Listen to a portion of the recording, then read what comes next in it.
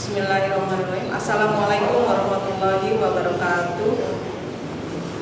Anak-anakku sekalian yang di rumah, yang sedang mengerjakan tugas, mudah-mudahan kalian dalam keadaan sehat walafiat. Dan Ibu hanya ingatkan untuk kalian yang berada di rumah, tetap tugas dari para guru tolong dikerjakan dan jangan keluar rumah. Walaupun kalian sangat mendesak boleh keluar, tetapi memakai masker. Untuk kali ini pelajaran IPS kelas 9 dimulai dari bab 1 untuk semester kedua. Ibu ambil judul Perdagangan Internasional. Kalian sudah mengetahui bahwa buku yang kalian pegang yaitu di LKS mengenai perdagangan internasional. Kali ini Ibu akan menjelaskan tentang pengertiannya, faktor pendukung dan manfaat-manfaatnya. Ibu akan jelaskan pertama yaitu pengertiannya terlebih dahulu. Apa itu perdagangan internasional? Artinya, perdagangan internasional adalah perdagangan yang dilakukan oleh penduduk suatu negara dengan penduduk negara lain atas dasar kesepakatan bersama. Dalam hal ini apa yang dilakukan oleh penduduk suatu negara di Indonesia terutama, yaitu melakukan pertukaran barang melalui perdagangan internasional dari negara yang satu ke negara yang lain. Misalnya ekspor dan impor. Apa itu ekspor? Jadi barang yang dikeluarkan dari suatu negara ke negara lain. Kalau impor, kita mengimpor suatu barang, artinya barang yang dikirimkan dari negara luar ke negara Indonesia. Nah, itu artinya perdagangan internasional. Siapa yang melakukan perdagangan internasional? Tentunya penduduk antar individu boleh, penduduk dari individu kepada pemerintah atau suatu negara juga bisa dilakukan melalui perdagangan internasional. Kemudian apa yang mendorong adanya perdagangan internasional? Perdagangan internasional itu kan melakukan kesepakatan bersama antara negara yang satu dengan negara yang lain.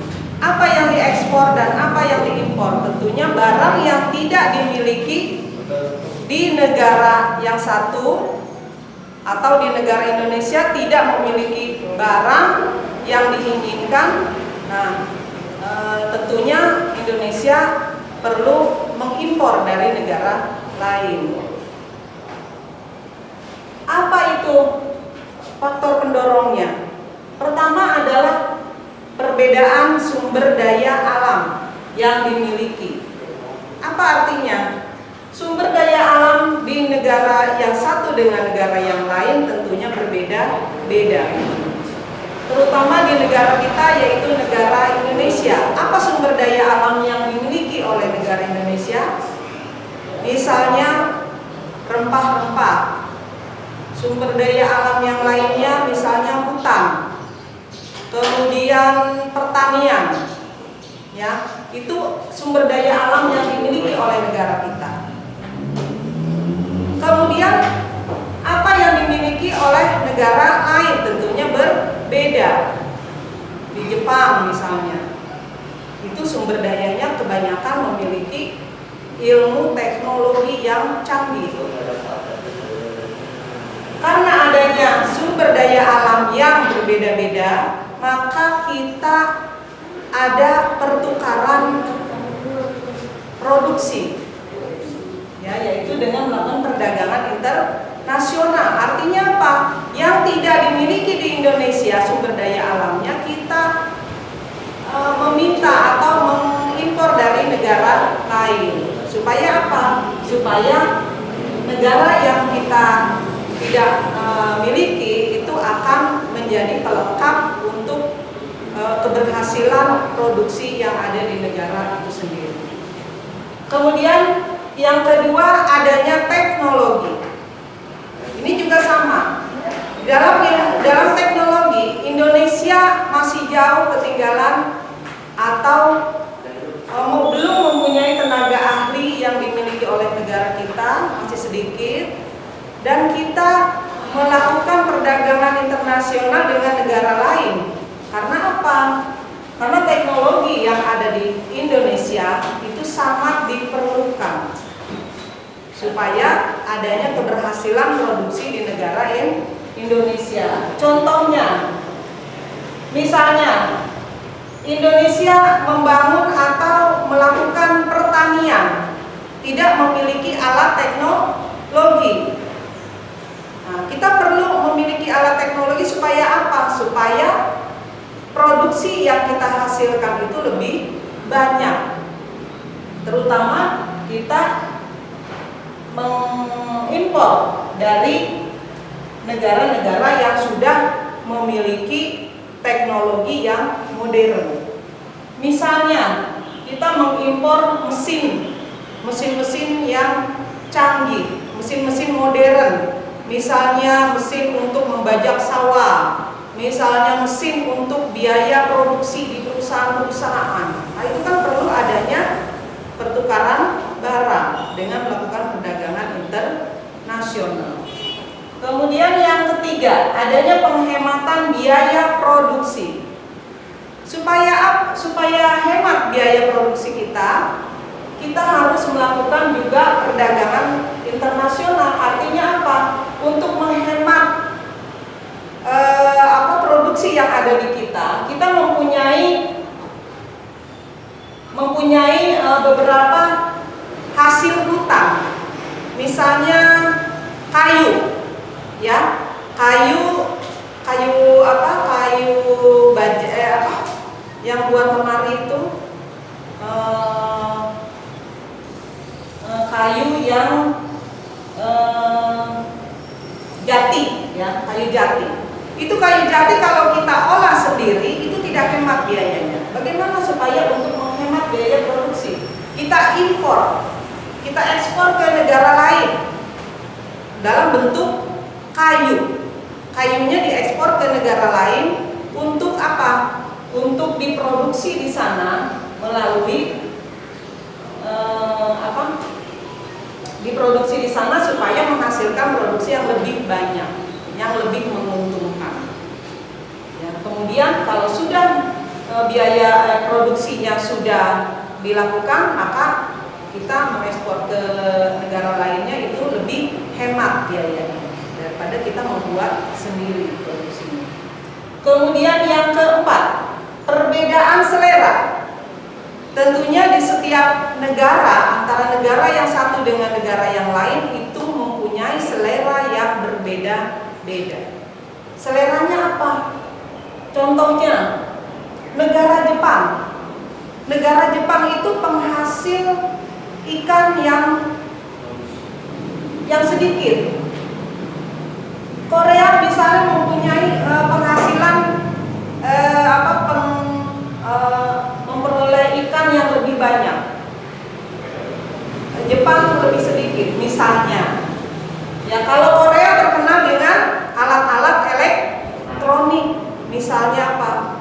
Alat-alat elektronik itu misalnya internet. Ya.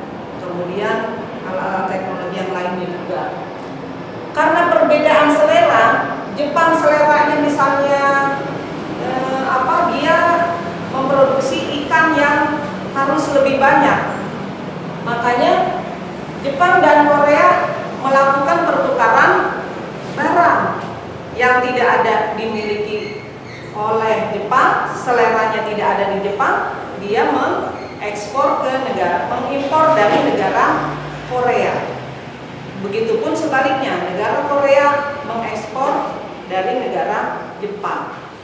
Ya, jadi karena perbedaan selera ini supaya seleranya itu terpenuhi dipenuhi antara negara yang satu dengan negara yang lain melakukan perdagangan internasional. Ya, kalian harus menyimak ini secara baik-baik dan sambil dibaca LKS-nya atau buku-buku yang lainnya mengenai perdagangan internasional. Kemudian yang ketiga, manfaatnya apa? Manfaat dari perdagangan internasional.